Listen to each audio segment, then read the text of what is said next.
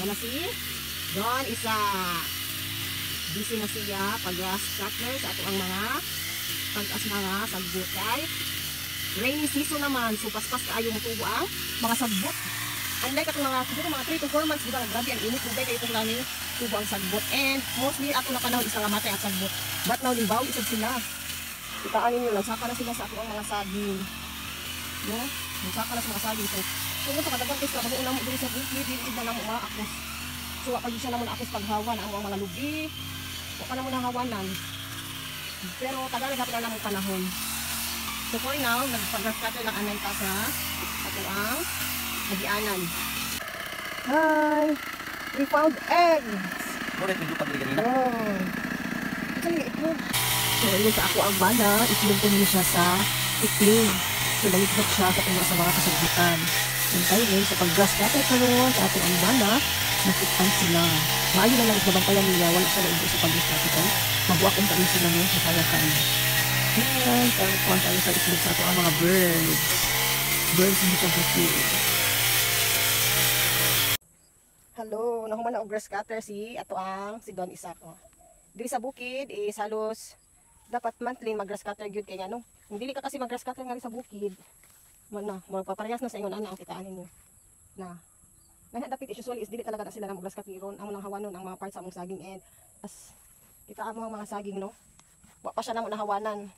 Ang mga saging diri wa pa namo nahawanan diri sa bukid kay tungod sa kadamo sa trabaho on dili na makaya, and then kung magsugol sad mi is ang mostly kasi ngani sa mga magsuulan bitaw sa una natupad is kuan naman kanang mostly sa ila is na construction worker na, so nihit na kaayong karon ang mga suhulanan bitaw sa kanang pagdalus, pagharas. So mo na usually is kami na lang jud mangunay sa ako ang bana pag limpyo diri sa ang nataran. And karong adlaw is Sabado, so nakalugar siya og hawan and now nindot na kaya among kalsada. So ngayon na siya gian. So si Kuya Aaron, hello Kuya Aaron, nindot na kaya tong kalsada o hawan na, so dili na kayo kuan ka pag munganhikas among baboy tapos pag magpahabal, so dili na siya kuan, di na ka magkalisod og nganhi, no? Ngani lang siya. Pasensya na sa face, no? Kay while nag-grass cutter nag-grass cutter akong bana si Don Isaac, naglaba pud ko.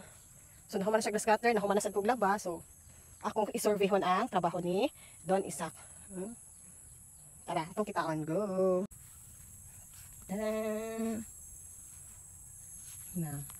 So far, luag-luag sad ang nag-grass cutter ni ato ang amahan.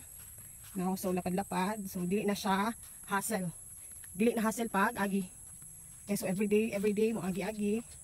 So at least karong is nahawa na siya. Partially pa lang. Hapon naman, so ningundang na kay kapoy na sa intawon na to ang kuan bana.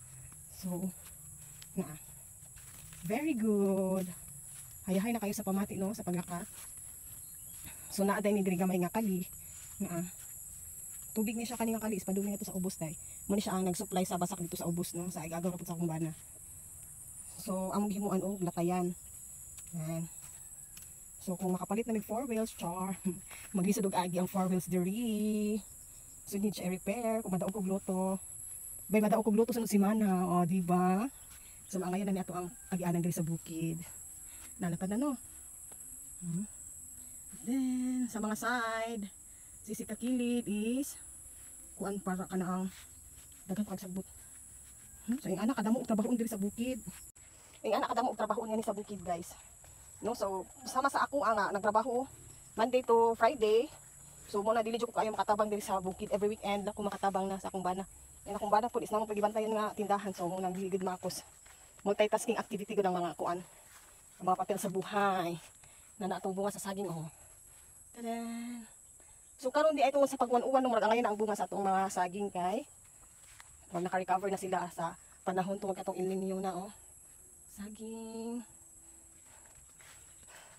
Kasi kapoy jud ko laba. At the same time, ako ang bana pod is kapoy pud siya grass cutter. So we're very tired, but again, tired pero fruitful among day kay nakahuman mi og sa amo ang mga trabahoon.